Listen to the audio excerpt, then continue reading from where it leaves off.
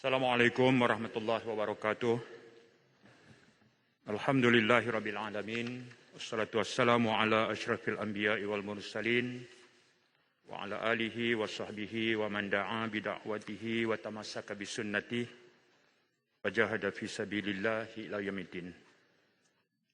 Yang dipertua, saya bangun untuk mengambil bahagian dalam membicarakan tajuk yang telah dibentangkan oleh Yang Berhormat Menteri dari Rembau. Penjelasan yang panjang lebar, tapi saya mampu menangkap 4 perkara penting yang akan menjadi kerangka kepada ucapan saya. Yang pertama ialah kerajaan yang bertanggungjawab soal polisi dan procurement, kawal selia dan aspek keuangan.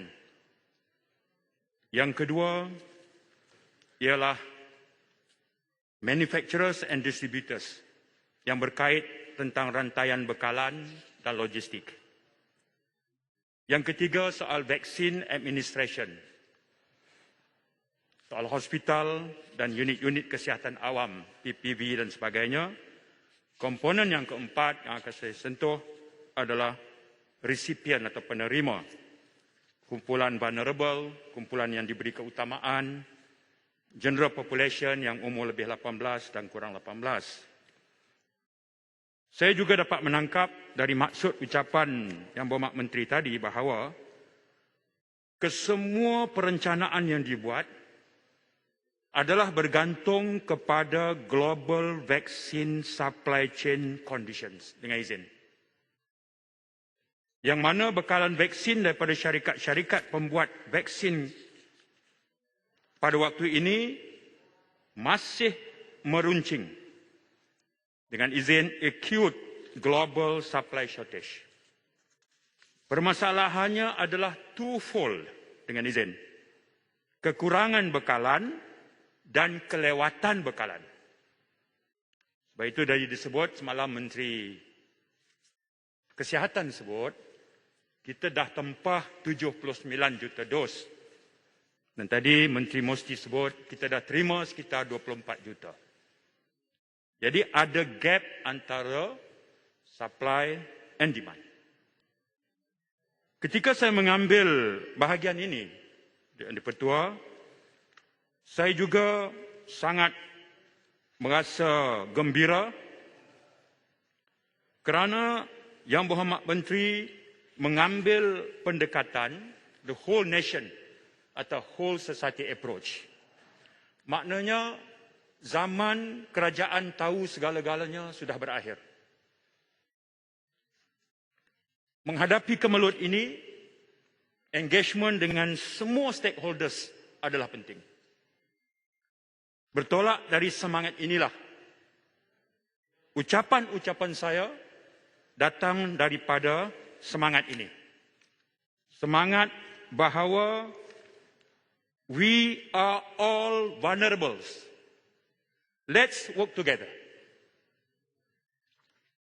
Semangat bahawa insanity is doing the same thing over and over and expecting different results. Datuk Yang di-Pertua, setahun yang lepas, ketika tarikh ini, kes positif di negara kita 27 Julai tahun 20 ialah 39 kes. Purata mingguan 18 kes. Kematian 124. Jumlah terkumpul 8,943. Katil ICU satu aja pesakit. Setahun yang lepas. 27 Julai 2020. Hari ini sedang kita berbahas angka semalam kes positif 16,000. 39 kes jadi 16,000 kes sehari. Purata mingguan sekarang ialah 15,000. Kematian lebih 8,000. Jumlah kes tercatat lebih 1 juta. Kes aktif 170,000. Ketika kita mengenakan darurat, Yang Dipertua, 12 Januari, kes tercatat 2,232. Jumlah kes 138,000. Kes aktif 29,000. Kematian 500 dan ICU 187. Saya bentangkan itu untuk kita memahami perspektif ketika kita bincang tajuk COVID dan tajuk vaksin, sebab dalam pelan strategik Kementerian Kesihatan di bawah tajuk menangani pandemik COVID semasa tempoh darurat melalui sains, data dan kesihatan awam, dia ada 5 pillars. Pillars yang keempat adalah mencapai immunity kelompok, iaitu program vaksinasi. Yang Dipertua, maka kita pun umumkan proklamasi darurat. 12 Januari 2021. Ini namanya darurat kesihatan. Dan kita tak ada niat lain katanya. Betul-betul nak atasi ujian COVID-19. Yang Berhormat, boleh mencelah sebelum masuk hal darurat ni. Puan Tian. Ya, sila. Terpulang kepada Yang Berhormat. Ya, sila. Boleh. Tadi Yang Berhormat Menteri telah menyebut bahawa yang mendaftar untuk program imunisasi ataupun vaksinasi ini ialah 61.7% daripada penduduk. Dan adakah ini mereka yang tidak mendaftar ini atas sebab mereka anti vaksin? Bagaimanakah caranya untuk mengatasi kumpulan-kumpulan anti vaksin? Dan bagaimana caranya untuk meningkatkan pendaftaran? Adakah perlu pendaftaran automatik kepada baki yang belum mendaftar? Ataupun mereka tak perlu daftar, hanya walk-in ke pusat-pusat PPV? Terima kasih. Terima kasih, sahabat saya di Pontian. Saya baru sekejap tadi bercakap dengan Pegawai Perubatan, Kulim dan Bandar Baru. Okay. Pendaftaran sekarang dibuat secara panggilan telefon atau masuk dalam laman web atau dalam MySejahtera. Okay. Tetapi Datuk yang betul, sudah tentu di sana ada segmen masyarakat yang mengalami perkara yang kita sebut sebagai lack of technology savviness. Itu ada. Itu tetap ada. Saya ingat sahabat saya dari Kota Raja beritahu kakak dia yang tinggal di Greek. Kalau dia balik rumah kakak dia nak kena 8 km bergerak ke Bandar Greek baru dapat siaran. Kat situ kalau nak diharapkan mereka daftar MySejahtera memang tak dapat. Ya, alhamdulillah ketika Kota Raja sempat membuat pertemuan dengan Kebawah Duli Tuanku pada 9 Jun disampaikan perkara itu. Dan tak lama lepas itu, satu kampung tu dapat vaksin. Alhamdulillah. Itu pun satu cara jugalah. Tapi saya setuju dengan Puan Tian.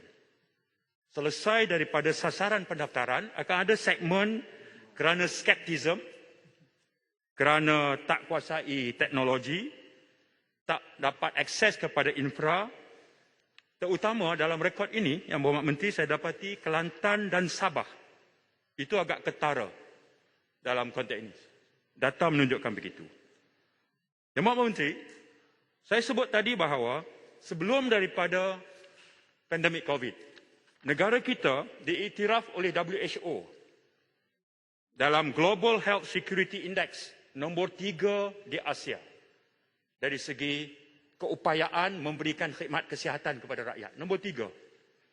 Di peringkat dunia nombor 18 daripada 195 negara.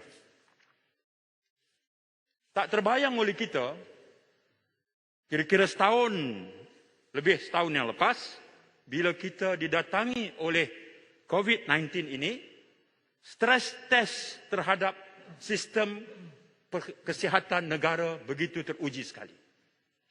Hampir kolaps satu ketika. Dan ketika ini, kerajaan mengambil sikap bahawa kita perlu laksanakan darurat.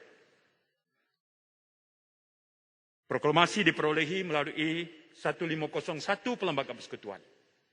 Mesti perkenan Yang di-Pertuan Agong. 1502 lahirlah ordinan. 1503 pula adalah penarikan darurat itu. 1507 pula ordinan kalau tak terbatal 6 bulan berikutnya masih diguna pakai. Jatuhan kuasa khas dilantik untuk menasihati agung Fasal 2 ordinan darurat ini.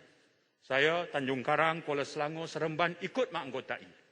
Tugasnya satu, menasihati Yang di-Pertuan Agong, peneruskan atau menamatkan darurat. 7 kali kami buat mesyuarat, 2 laporan telah disampaikan kepada Duli Tuanku, dan kami tak terbayang 26 hari bulan Menteri dari Kota Baru secara unilateral membuat pengumuman tentang pembatalan. Lebih keliru bila sahabat saya dari Keteres malah menyebut itu baru proses. Keliru sebab apa? 2 menteri hadir dalam mesyuarat Jemaah Menteri yang sama 21 Julai, satu secara afirmatif sebut dalam Dewan. Listen to me, katanya. Listen to me. Disebut dengan jelas tentang status proklamasi darurat dan semua ordinan darurat dibatalkan. Sementara sahabat saya di Keteres yang saya cenderung bersetuju dengannya bahawa proses sedang berlaku. Sebab itu saya tak fikir keadaan ini harus dibiarkan. Satu clarity mesti dicapai dalam perkara ini. Kalau Isnin, Isninlah. Sebab perkara ini sangat mudah. Datuk Yang di-Pertua, saya juga sempat meneliti bahawa darurat bukan ubatnya untuk mengatasi masalah pandemik. Sepanjang darurat ini, sepanjang pandemik COVID ini berlaku, Datuk Yang di-Pertua, semua kajian data analytics dan literature surveys mendapati terdapat lebih 65,000 COVID-related publication. 65,000. Sejak COVID melanda, penerbitan dan kajian dan tulisan yang kredibel, jumlahnya 65,000. Tak ada satu pun yang merujuk bahawa darurat adalah ubat kepada mengatasi pandemik COVID. Tak ada satu pun tulis. Tak ada. Kita dah salah prescribe ubat rupanya. Dan di negara kita, para penyelidik telah menulis 750 kertas penulisan tentang COVID. Dan tak ada satu pun tulis tentang kebaikan ataupun darurat dan kaitannya dengan pandemik COVID. Tak ada. Jadi persoalannya apakah darurat itu berkesan? Penjelasan. Semua data mengatakan tidak. Zero. Jelasan, Wabi. Tuaran, silakan. Hormat, jika sekiranya darurat itu obat, sebagian daripada obat, kenapa pemulihan nasional itu tidak dibuat sebelum diisytiharkan darurat pada 13 Januari? Adakah Muhammad bersetuju bahawa pengisytiharan darurat di Malaysia yang telah diisytiharkan itu adalah untuk tujuan lain-lain dan bukan untuk menangani COVID? Terima kasih, Tuaran. Dia sekilas ikan di air sudah ku tahu jantan betina. Yang tersurat dan tersirat. Tapi saya tak mau masuk teritori itu. Saya lebih nak melihat bahawa dalam konteks ini, 4 kerangka yang saya sebut, Yang Berhormat Menteri, saya berpendapat bahawa bahagian yang pertama, kerajaan, polisi perolehan, kawal selia dan aspek kewangan. Kewangan tak ada masalah. Tahun 2020 kita luluskan 7.13 bilion kepada Kementerian Kesihatan. Tahun 2021 Kementerian Kesihatan dapat lagi 6.13 bilion. Semalam Menteri dari Tenggara sahkan. Kemudian kita dah tempah 79.9 juta dos bersamaan 3.9 bilion ringgit. So kewangan tak ada masalah. Perkara berikutnya adalah soal perolehan atau procurement. Seperti disebut yang Berhormat Menteri tadi. Satu ketika, kita ada persimpangan. Ujian klinikal keberkesanan vaksin belum lagi dihasilkan. Pada masa yang sama, kita perlu segerakan proses vaksinasi. Waktu itu, kita ambil sikap tunggu.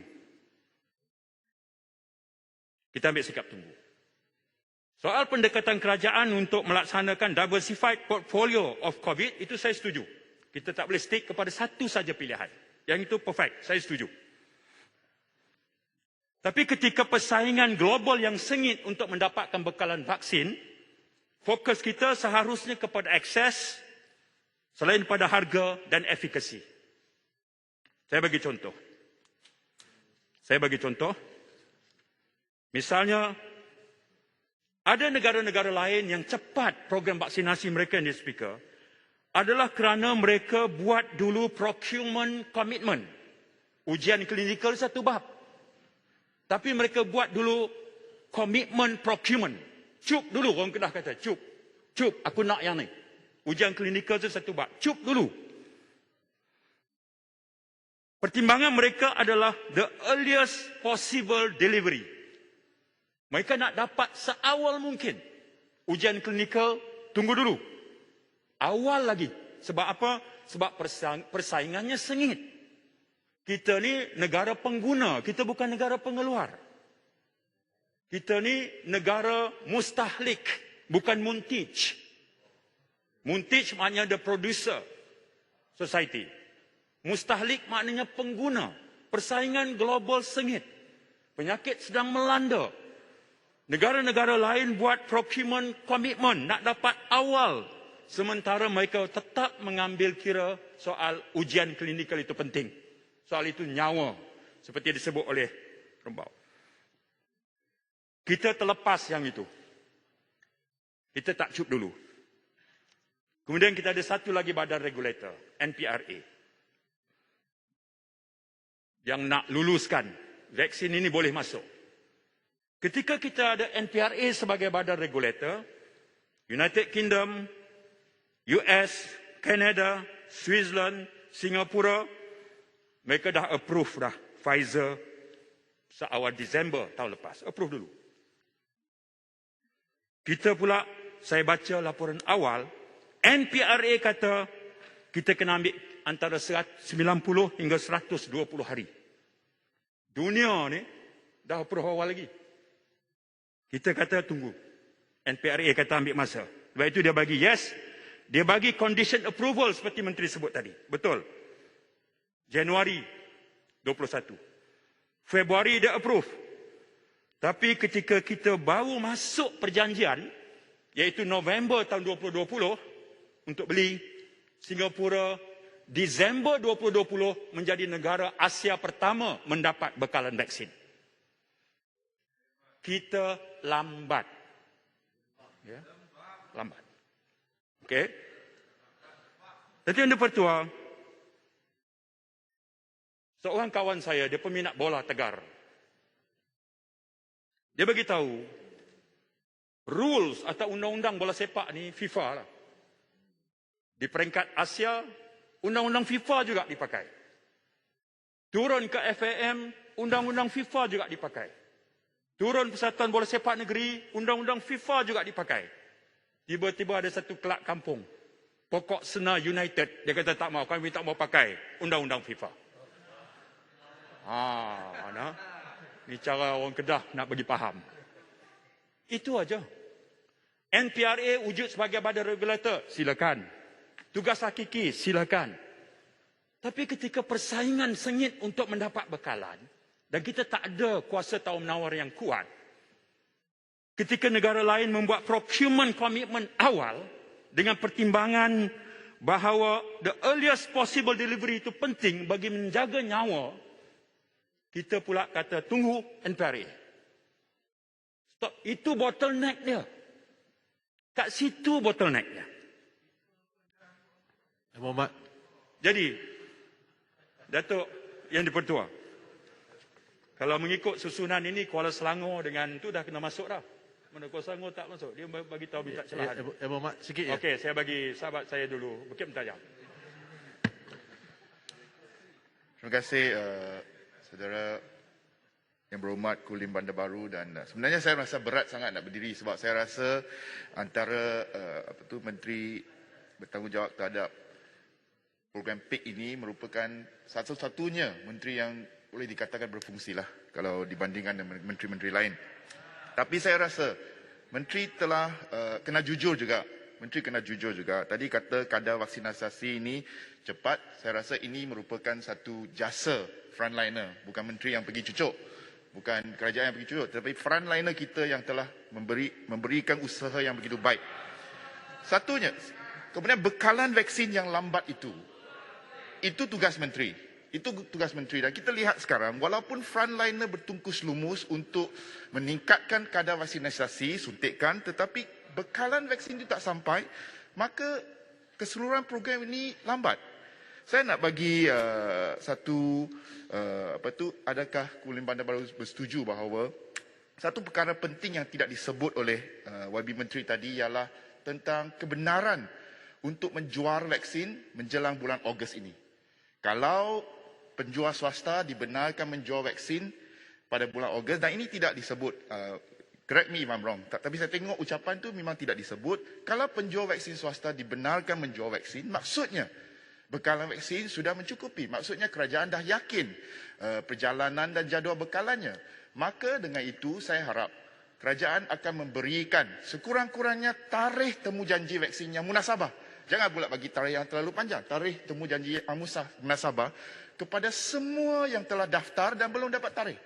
Sebab kalau vaksin dah cukup, kalau vaksin tak cukup, mengapa pula dibenarkan dijual? Kalau vaksin dah cukup, sekurang-kurangnya berikan tarikh. Jangan bagi orang tertunggu-tunggu. Sebab saya takut apabila dibenarkan untuk dijual dan rakyat yang masih belum menerima apa-apa maklumat tentang temu janji vaksin mereka, mereka akan dipaksa ataupun terpaksa membeli vaksin sebab tak ada maklumat. Terima kasih. Muhammad, Kulim Bandar Baru. Sungai Buloh sini. Sungai Buloh. Gopeng. Saya akan bagi Sungai Buloh, kemudian saya akan ambil floor balik dan saya nampak Gopeng dan Jelutung. Terima kasih Kulim Bandar Baru. Terima kasih Speaker. Kulim Bandar Baru, saya ada beberapa soalan yang saya harap Kulim Bandar Baru boleh terima masuk dalam ucapan supaya Yang Berhormat Menteri boleh menjawab masa gulung. Ya. Baik, boleh saya mula dengan apa ini? Saya setuju dengan Kulim Bandar Baru apabila Kulim Bandar Baru berhujah bahawa pesanan vaksin kita memang terlambatlah. Dan itulah satu punca, walaupun rollout sekarang, saya rasa kita kena ucap tahniah kepada Menteri, rollout vaksin ini pada bulan Julai memang pada kadar yang perlu dipujilah. It is an achievement, let's not quarrel about that, it's well done. Isunya bukan itu, isunya ialah jawatan kuasa JAV ini ditubuhkan tahun lepas. Jawatan kuasa CITF ini ditubuhkan Januari. Lantikan menteri pada masa itu sebagai joint chair dengan Menteri Kesihatan. Perdana Menteri menerima vaksin pertama pada 24 Februari tahun ini. Isunya ialah apa telah jadi dengan rollout vaksin untuk Mac, April, Mei, 3 bulan. Kalau kita teliti kadar sehari masa itu, 3 bulan tu, tak sampai 20,000 satu hari. 20,000 saja. Sepatutnya, saya ingat saya lah, dijanji oleh Menteri Kesihatan masa itu, 150,000 sehari akan dibuat. Yang Berhormat Menteri mau realistik, kata 75,000 sehari kita akan buat dari masa itu. Tak sampai 20,000 pun sehari. The statistics are there. March, April, May. Kita hilang 3 bulan. Kita banding dengan negara-negara UK dan US sebagai contoh. Biden masuk ke jawatan dia 20 Januari. Dia janji dalam 100 hari saya akan buat 100 juta. Akhirnya dalam 100 hari dia buat 200 juta dos. Kenapa? Mereka gunakan the whole of government, whole of society pendekatan. Mereka gunakan semua klinik swasta, semua farmasi, supermarket pun boleh masuk dan dapat vaksin. Dengan itu rollout dia memang cukup pantas. Di sini kita kata, oh kita nak whole of society, whole of government approach, whole of society. Tapi kita tak pakai apa yang mereka pakai di negara-negara lain. Itu semua klinik swasta, semua farmasi, semua digembelingkan tenaga dan digunakan untuk satu rollout yang cukup pantas. Jadi, saya nak ulang fakta dululah.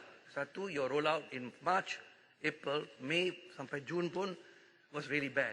But I give credit. Kita kena bagi kredit lah. Julai you sudah naik kadar itu kepada salah satu taraf yang memang bagus. Dan kalau itu di-maintain, dan saya yakin akan di-maintain, kita akan sampai mungkin target kita pada Oktober. Okay? Itu kita setuju dan ucap tahniah. The question is, pada bulan Januari, jawatan kuasa dia semua sedia, kita ada sistem yang sedia ada di depan kita. Klinik swasta, ada 8,000 di negara kita. Mereka ada doktor terlatih, mereka ada jururawat terlatih, mereka ada peralatan yang cukup dan mereka biasa itulah kerja harian mereka. Mereka mahir dalam pengurusan vaksin. Doktor ini doktor. Setiap hari orang datang ke klinik untuk terima vaksin. Mereka ada fridge, mereka ada semua peralatan. Kenapa kita bila ada satu sistem sedia ada depan kita at no cost? Because it's already set up in front of us. In the whole country, bertabur di seluruh setiap tempat di negara, ada klinik. Kenapa kita tidak masa itu gunakan mereka untuk buat rollout yang jauh boleh pantas yang dicapai untuk bulan-bulan itu. Maksud saya bulan Mac, April, Mei sampai sekarang. Ini tidak dibuat. Jadi, Kulim Bandar Baru, inilah persoalan saya. Saya harap boleh dimasuk dalam ucapan dan soalan ini dijawab oleh Menteri. Kenapa tidak gunakan mekanisme yang sedia ada di hadapan kita dan kalau boleh, kalau inilah cadangan saya, kalau mekanisme itu digunakan sepenuh-penuhnya, mungkin rollout kita sudah sampai ke tahap 500,000 ini 3 bulan dulu. Bukan sekarang, tapi 3-4 bulan dulu, 3 bulan sudah sampai ke tahap itu dan ramai nyawa telah diselamatkan yang sekarang mungkin tidak dapat diselamatkan.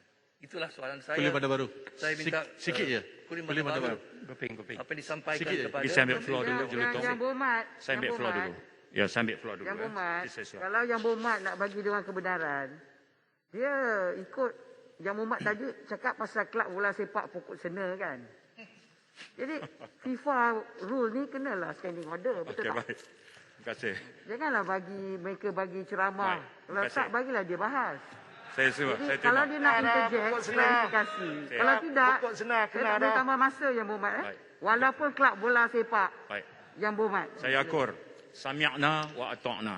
InsyaAllah. Kena bagi kat pokok senang hari. Silakan. Baik. Singkat. Tuan Ketua, Gopeng. saya setuju ucapan Sungai Buloh untuk dimasukkan sebagai ucapan dan mengharap Yang Berhormat Menteri dan Rembau akan dapat mengulas.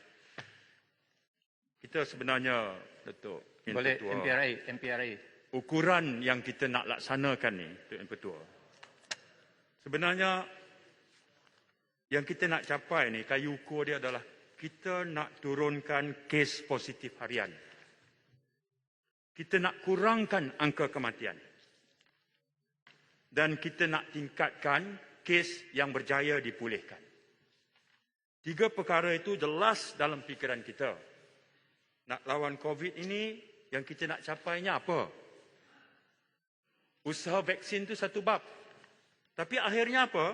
Akhirnya nak kurangkan kes positif. Jadi kalau program vaksinasi itu perlahan, kecuali yang kebelakangan ini laju dan pantas, dia punya acceleration itu laju, bagus.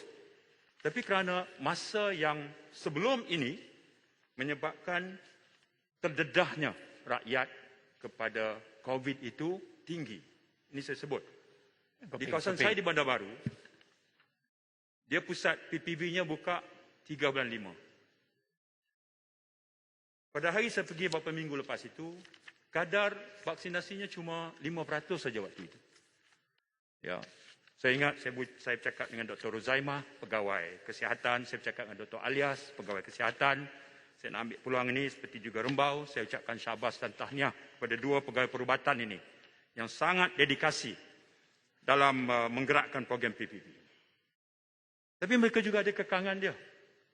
Walaupun kecil, tapi mengganggu. Apa dia?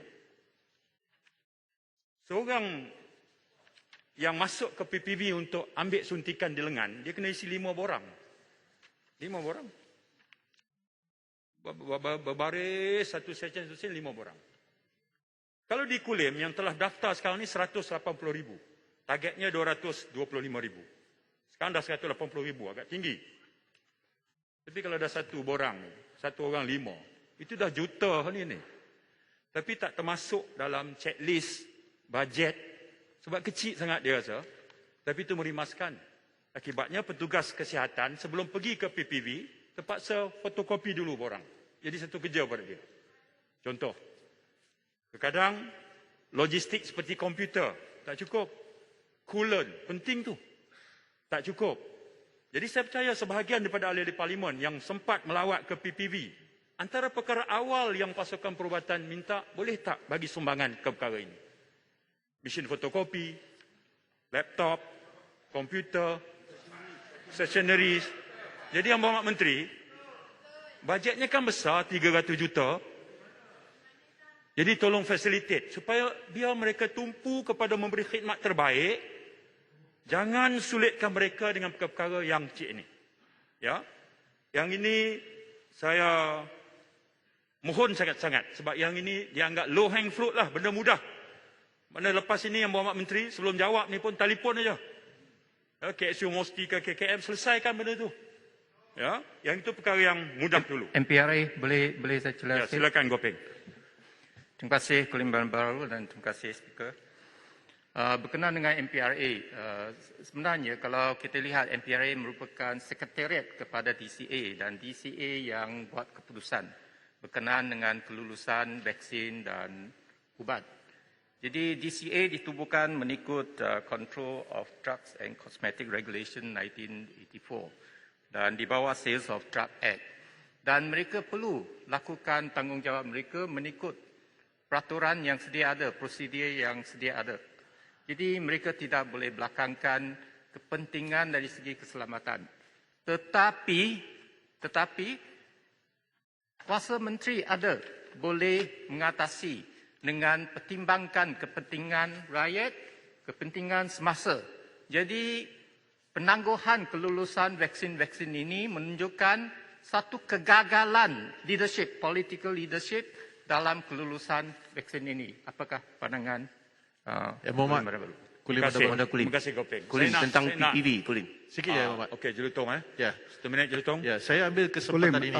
Saya ambil kesempatan ini. Minta sikit je. Ucap Borneo. Sebentar. Apa ni? Ucap Borneo. Saya minta Ucap sedikit Borneo. penjelasan atas Duduklah Ucap Borneo. Ucap Borneo. Tak boleh. Ucap Borneo. Ucap Borneo. Yang Muhammad Bandar Baru. Ucap Borneo tak boleh. Kecuali kalau... Bila jadi bebas? Tak boleh ucap Borneo. Tak boleh. Yang Muhammad Bandar Baru, terima kasih. Silakan. Ya, Saya Atas kapasiti sebagai ahli parlimen. saya cuma Sekejap. Yang Letak Berhormat, jawatan sekarang lah. Timbalan Lupa ke? Duduklah, tukar tempat duduk. Silakan Jelutong. Saya cuma nak tanya Yang Muhammad Bandar Baru tentang ulasan perkara berkenaan dengan guru-guru di luar. Saya mengambil kesempatan ini untuk menyuarakan keresahan mereka kerana ada pengumuman bahawa sekolah akan dibuka balik pada bulan September. Tetapi ramai daripada guru-guru di luar sana belum lagi mendapat suntikan vaksin. Kenapakah kelewatan ini berlaku? Saya minta pandangan Yang Muhammad Bandar Baru dan berharap Menteri akan memberi ulasan kerana ramai mereka takut akan balik ke sekolah dan ramai lagi yang belum mendapat suntikan vaksin. Terima kasih. Terima kasih. Kulim. Untuk rakan saya Kulim, Kucing dan Bandar juga Baru. Ketua Melaka, Sikit saya boleh. ambil floor Tentang dulu. PPV. Saya akan sambung Bandar dulu. Kucing, sikit. Sebelum saya Bandar pergi pada Baru. Kucing. Terima Okey? kasih. This is your floor. Ya. Datuk Yang Pertua, saya setuju dengan Jelutong. Kebetulan, saya datang keluarga yang besar. 12 adik-beradik, 8 cikgu. Dan saya tahu daripada 8 itu, masih ada yang belum mendapat suntikan vaksin. Sekolah dah ada dibuka. Jadi, saya boleh bersetuju dengan pandangan Jelutong. Yang selalunya garang, tapi dalam bab itu, dia lunak sangat tadi. Saya bersetuju. Ya. Jadi, mohon ihsanlah ya, kepada Yang Berhormat Menteri dan autoriti untuk melihat perkara ini. Boleh saya tambah Betul, sikit? betul. Boleh. Isu saya ialah, saya nak sebut bahawa soal procurement tadi yang lambat-lambat lah ya, kita tengok ke depan. Untuk makluman Yang Berhormat Menteri, Saya sekarang terbaca ada beberapa negara yang sudah mula bercakap tentang long-term COVID-19 vaccination. Bermaksud, sekali dia procure, dia beli, dia kata, kami akan beli lagi jika ada keperluan untuk third dose. Dia cup awal lagi. Negara macam Amerika Syarikat, Kanada, New Zealand, Australia, sebab apa? Sebab ada varian baru. Bapak Speaker, baru ni kita mesyuarat, Tan CDG bagi tahu, varian baru, Delta ni 5 second je kena. Dan sudah pun sampai di negara kita. Jadi, isunya ialah soal procurement yang telah kita buat itu, kita tunggu sampai. Tetapi kita harus menjangkakan apa yang disebut sebagai long-term COVID vaccination. Sekali kita engage dengan producer vaksin, kita kena ada klausa bahawa jika sekiranya berlaku keadaan ancaman varian baru dan pengeluar vaksin melakukan innovative upgrade dengan izin, maka kita yang pernah ambil dengan dia itu didahulukan. Saya dipahamkan untuk kita ada klausa itu dengan Pfizer saja, tapi 5 yang lain tak ada. Barangkali kita tak boleh terlepas pandang yang itu. Perkara kedua yang saya nak sebut juga ialah dari segi logistik, cabaran logistik ni, Tok Speaker, soal storage, soal infra, soal transportation, soal deployment. Saya terbaca laporan 10 Mac. Kita pernah hantar balik vaksin Pfizer kepada syarikat sebab dia tak comply dengan panduan transportation dan temperature, suhu penyimpanan negatif 75 degree Celsius. Kita hantar balik. Ini mengingatkan saya bahawa cabaran logistik ini terutama untuk kawasan pedalaman. Apakah keupayaan logistik mereka membolehkan mereka untuk menguruskan keperluan dari segi storage dengan suhu dan segala macam. Barangkali juga yang Bapak Menteri mohon penjelasan, apakah kerana itu Sabah dikaitkan sebagai negeri yang paling rendah, 20% baru kadar vaksinasinya. Barangkali kerana masalah infra, masalah logistik, apakah itu sebabnya berbanding dengan beberapa negeri lain? Mohon laluan Kulim Bandar Baru. Ya, sila Kota Belud. Bolehkah saya cadangkan juga untuk dimasukkan dalam ucapan Yang Berhormat Kulim Bandar Baru agar setiap hospital ataupun pejabat kesihatan daerah terutamanya di luar bandar untuk diberikan satu dana khas yang terus kepada mereka supaya mereka dapat urus terutamanya dari segi logistik yang seperti YB Kulim Bandar Baru cakap tadi. Bukan sahaja dari segi logistik, kadang-kadang kemah, kerusi untuk set up PPV untuk outreach program untuk diberikan vaksin. Kadang-kadang bukan saja kursi roda, alat untuk menjaga cek tekanan darah pun kadang-kadang diminta daripada kita semua. Jadi saya cadangkan satu dana khas terus diberikan kepada hospital-hospital ataupun pejabat kesihatan daerah terus kepada mereka. Terima kasih. Kulim Bandar Baru, Kuala Selangor. Saya nampak jiran saya, Ulai pun bangun, Kosang bangun. Saya utamakan jiran yang dekat lebih afdal. Kucing dekat juga. Terima kasih sahabat saya Kulim Bandar Baru dan terima kasih Datuk Speaker. Saya tertarik dengan hujah Kulim Bandar Baru tentang PPV, Pusat Pemberian Vaksin. Ya. Dan sebagai wakil rakyat, bila PPV ini diwujudkan untuk membantu, ya, hospital tak cukup, saya faham. Ya. PPV ini diwujudkan, tetapi peralatan tidak cukup, Yang Berhormat Kulim Bandar Baru. Dan kita memang diminta, DO, saya nak sebutlah antara DO MUA, Tuan Haji Mustafa, seorang DO yang sangat bagus. Beberapa kerajaan yang seharusnya kita puji. Dia minta datang jumpa saya juga seorang adun, dan menggunakan peruntukan adun itu untuk kita membelikan komputer, kipas, aircon. Jadi tadi Kulim Bandar Baru menyebut, mana pergi peruntukan bilion ini? Dan apa yang isu di sini Datuk dan Betul adalah bekas Ketua Pengarah MKN, Datuk Rabin Basir, yang bermesyuarat sekali dalam MKN, dia telah melaporkan, dia turun padang, pegawai yang bagus, yang saya mendapat feedback, pegawai yang gigih, Ketua Pengarah MKN pada waktu itu, beliau melaporkan tentang kekurangan-kekurangan ini. Tapi beliau tidak disenangi oleh seorang menteri lah yang dalam MKN itu, lalu beliau sekarang disejuk bekukan. Ini isu besar ya. Dan ini real yang Kuala Bandar Baru, real on the ground, memang tak cukup. Terpaksa minta peruntukan parlimen, peruntukan adun.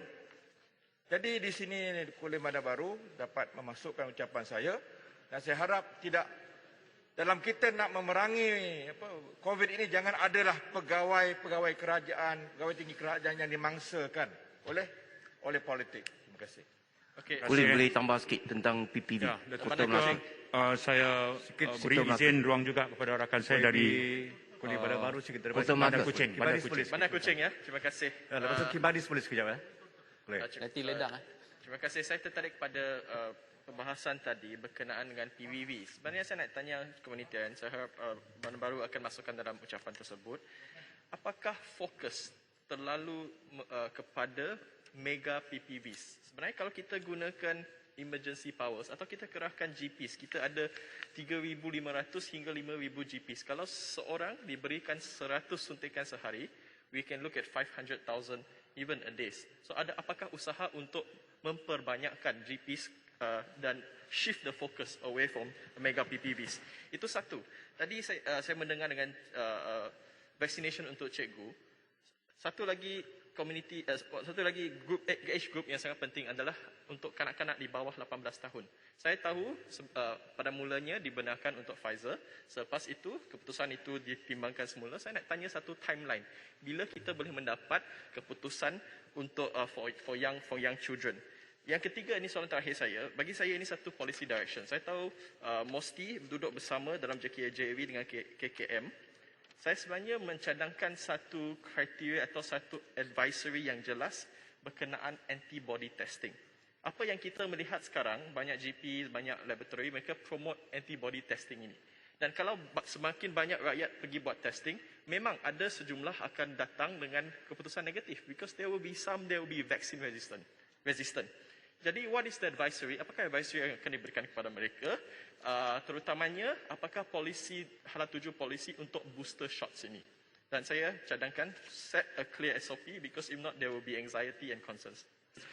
Kuala Bandar Baru, boleh tentang PPV. Saya nak teruskan sikit sebelum saya buka ruang balik. Kuala Selangor dulu. Dan Kota Melaka. Ya, saya yang di-Pertua, saya setuju isi ucapan Bandar Kuching dimasuk sebahagian, terutama yang membabitkan pusat PPV mega ni, Berhormat Menteri. Macam PWTC kan, tak jauh tempat kita, Sepelawung aja.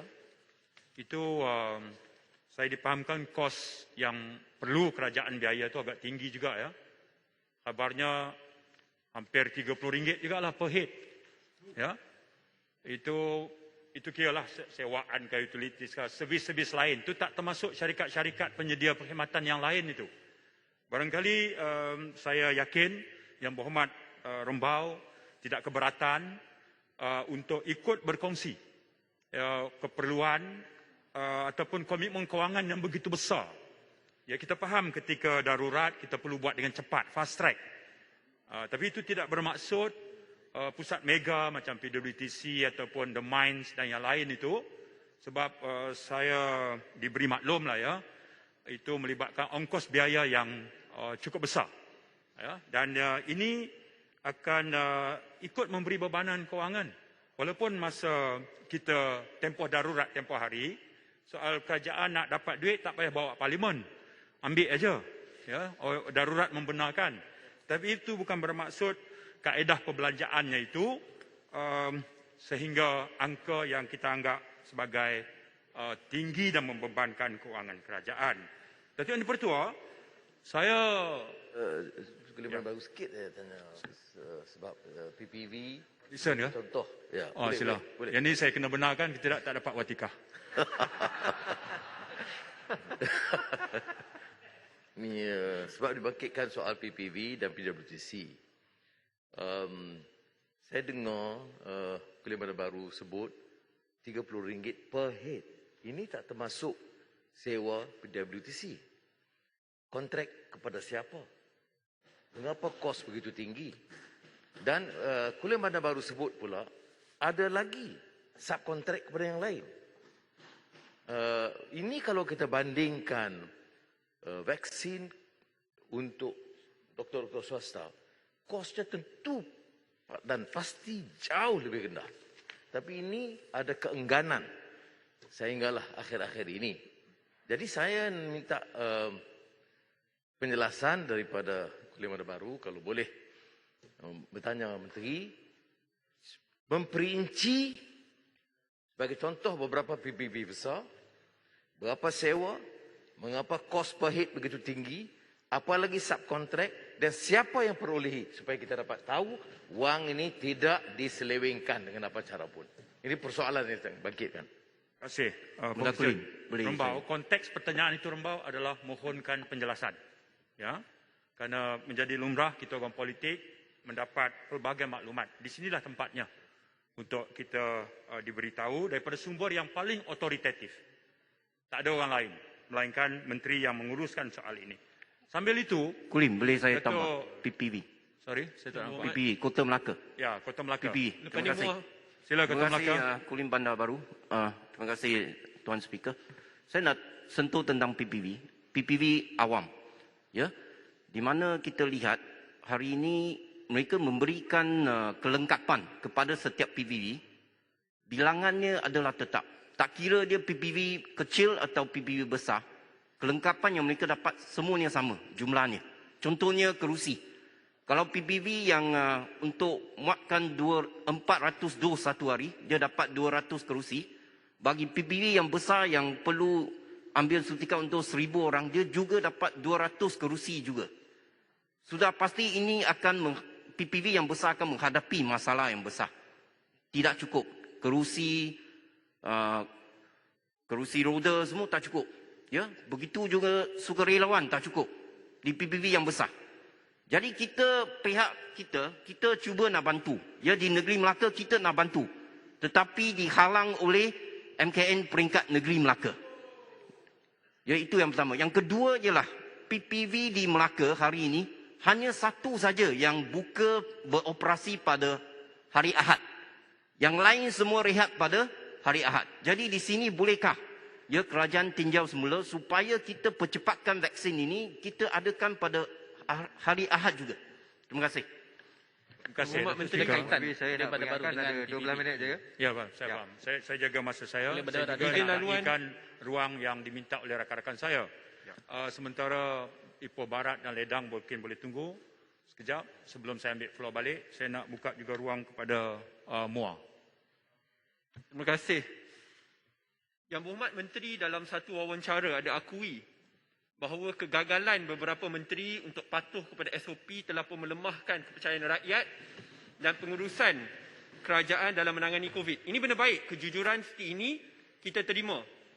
Untuk rujukan masa hadapan, apa lagi penambahbaikan yang boleh kerajaan lakukan in hindsight, yang boleh kerajaan lakukan supaya kesilapan dan pengurusan dapat ditambah baik. Saya katakan ini kerana Yang Berhormat Menteri hanya dilantik sebagai Menteri Penyelaras dalam bulan 1 atau bulan 2 agak lewat.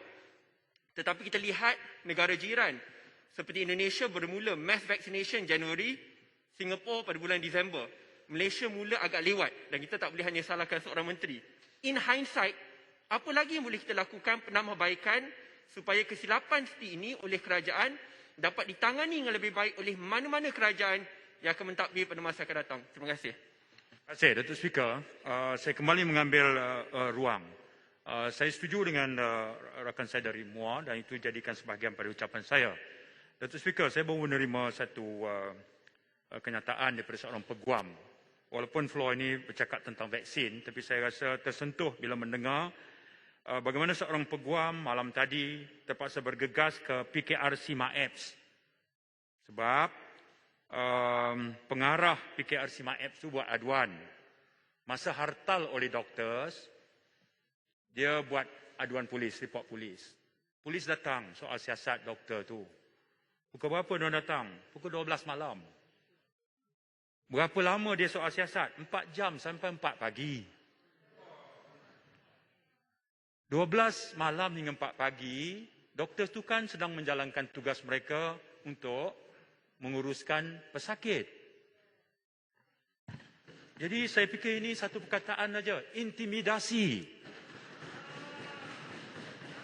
Ketika Menteri Kesihatan semalam sebut bahawa dia bagi jaminan tidak ada tindakan. Kita dengar semua.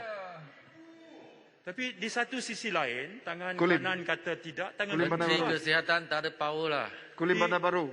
Sorry, saya tak Boleh nampak. saya Bukit Gelugur. Ya, Silakan. terima kasih. Berkenaan dengan soal siasat doktor-doktor tersebut pada waktu malam, saya difahamkan bahawa mereka seperti yang dinyatakan oleh Kulim Bandar Baru tadi, mereka telah pun di soal siasat sehingga pukul 2-3 pagi.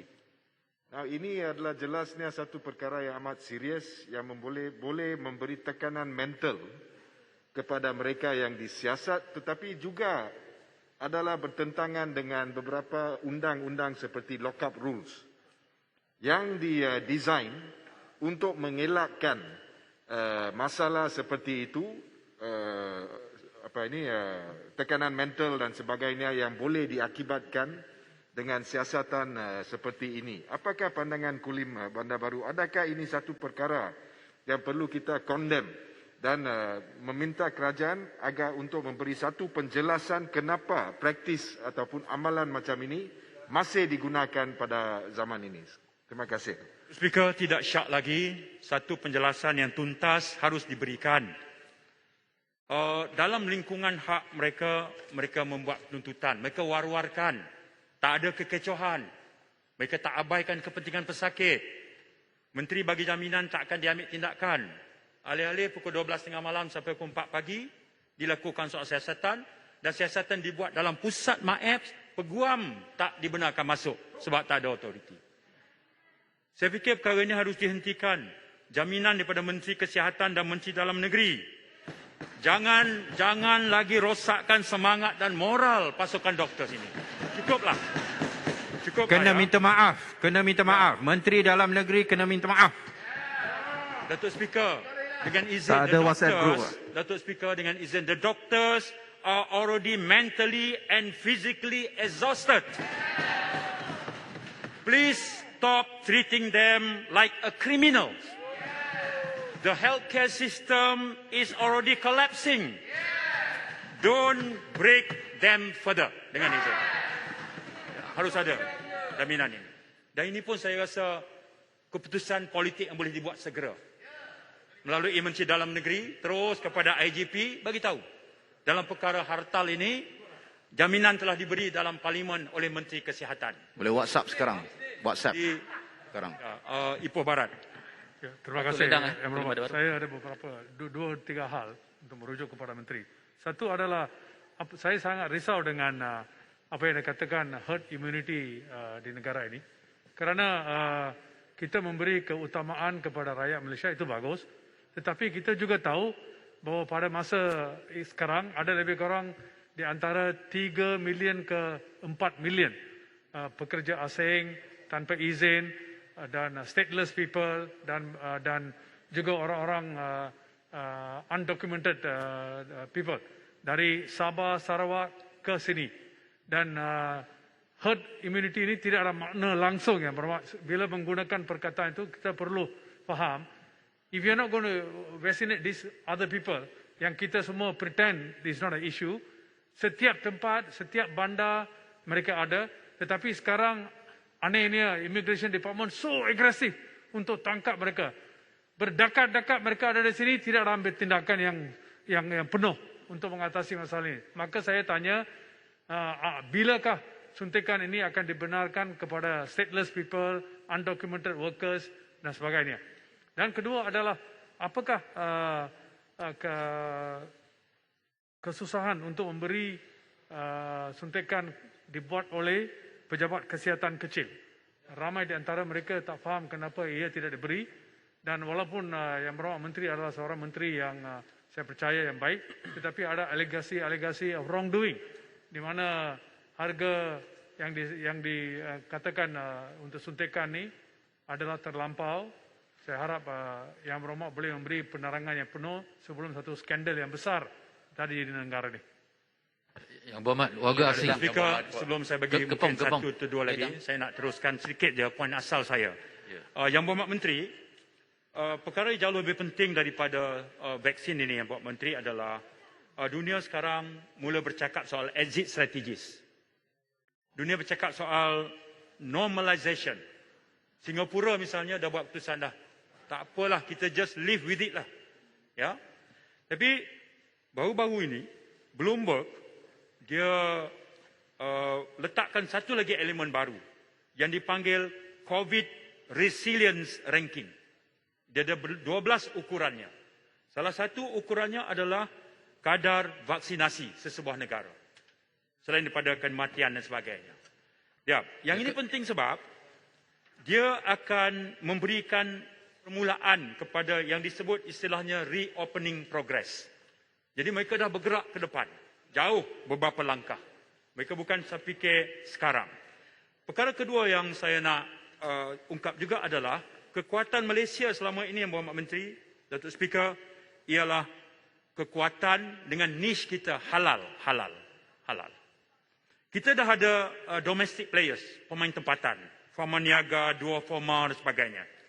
Potensi Malaysia sebagai halal vaksin hub ini untuk pasaran Asia Tenggara dan pasaran negara-negara Muslim, sejauh mana potensi ini telah pun diikhtiarkan, diusahakan oleh kerajaan. Barangkali sampai masanya aspek pelaburan dalam pembuatan vaksin yang akan bagi satu lonjakan kepada bidang pharmaceutical dan juga biotech negara kita. Ini peluang ketika krisis, datang opportunity, datang peluang. Ya, dan saya percaya bahawa ini suatu yang mampu kita buat. Saya nak minta Teluk Intan, saya bagi ruang sikit. Terima kasih. Kepong Kulim Bandar Baru. Kulim Bandar Baru. Kulim Bandar Baru, Padang Serai. Kepong, Padang Serai. Padang Serai. Terima kasih Tuan Speaker, terima kasih Yang Berhormat Kulim Bandar Baru. Kejayaan PICK bergantung kepada jumlah bilangan rakyat yang menerima vaksinasi. Saya ingin bertanya kepada Yang Berhormat Menteri. Sejak MySejahtera dah peak dilancarkan, sudah 6 bulan. Kini masih ada lagi lebih kurang 12 juta orang rakyat Malaysia masih belum daftar lagi untuk mengambil vaksin. Setakat ini, jumlah yang menerima 2 dos vaksin hanya lebih kurang 17%. Bagaimana kita nak capai 80% herd immunity menjelang Oktober ini mengikut janji oleh Yang Berhormat Menteri? Adakah kerajaan akan mengikut contoh Indonesia dan Itali supaya vaksinasi menjadi compulsory ataupun mengikut model Perancis ada hak-hak akses kepada mereka yang gagal atau enggan terima vaksinasi? Kerana semalam kita telah difahamkan oleh Menteri Kesihatan 7.15 bilion ringgit telah dibelanjakan untuk program vaksinasi dan juga rawatan COVID ini. Mohon jawapan nanti. Terima kasih. Saya setuju itu menjadi sebahagian daripada ucapan saya, Datuk Speaker. Kulim Bandar Baru ada sikit. Sebelum saya akhiri, saya juga ada berjanji dengan sahabat saya dari Rasa yang juga Kulim Bandar Baru. Silakan Terima kasih. Kulim Bandar Padang Serai sikit. Saya ada dua perkara yang ringkas saja saya nak sebutkan di sini. Yang pertama, Kulim Bandar Baru Padang Serai. Terima kasih. Seterusnya yang pertama, saya nak sebutkan ingin berkenaan menjemput dengan Padang Serai. Rasa. Okey. Okey. Terima kasih pada Yang Berhormat Kulim Bandar Baru. Dua perkara ringkas saya nak sebutkan di sini. Perkara pertama adalah berkenaan dengan walk-in. Apakah pendirian Yang Berhormat Menteri berkenaan dengan walk-in? Sebab saya nampak di Lembah Kelang dikatakan bahawa warga yang berusia 18 tahun ke atas yang masih belum mendapat temujanji boleh walk-in. Di Melaka saya dimaklumkan warga emas OKU boleh walk-in pada malam ke apa. Jadi apakah pendirian? Sebab walk-in ni mungkin ada implikasi dia menyebabkan ramai berkumpul. Itu yang pertama, pendirian daripada pihak kerajaan. Perkara kedua adalah berkenaan dengan warga emas yang berusia 60 tahun ke ke atas. Saya rasa umum di Negeri Sembilan, sebab Yang Berhormat Menteri Rembau, saya rasa sebelah-sebelah, umum di Negeri Sembilan mengatakan bahawa vaksinasi di Negeri Sembilan lambat. Tapi saya tak salahkan Yang Berhormat Menteri, walaupun ada rakan komponen daripada BN sendiri yang menuduh kerajaan negeri. Saya rasa menuduh bukan cara untuk penyelesaian sekarang ni. Approach daripada Yang Berhormat Menteri, sama-sama kita menggembeling tenaga. Cuma masih ada mereka yang berusia 60 tahun ke atas yang masih belum dapat. Jadi macam manakah caranya pihak CITF boleh membantu untuk mereka ni diberikan vaksinasi. Khasnya dos pertama dalam kadar yang segera. Ataupun mungkin kita boleh anjak sikit. Jangan kata 60, mungkin 40 ke atas ataupun 50 ke atas. Dan juga golongan OKU. Sebab mereka lah yang patut diberikan keutamaan. Sebab kalau ada di negeri lain, dikatakan umur 18 tahun ke atas boleh, terasa mereka yang berumur 40 tahun ke atas di Negeri Sembilan. Jadi saya mohon penjelasan daripada Yang Berhormat Menteri. Terima kasih Yang Berhormat Kulim Bandar Baru. Ya, 1 minit. Speaker, saya dengan ini mengakhiri ucapan saya. Kulim Bandar Baru, Padang Serai. Padang Serai. Saya minta maaf kepada sahabat saya Kepung dan Padang Serai atas tidak dapat memberikan ruang. Assalamualaikum warahmatullahi wabarakatuh.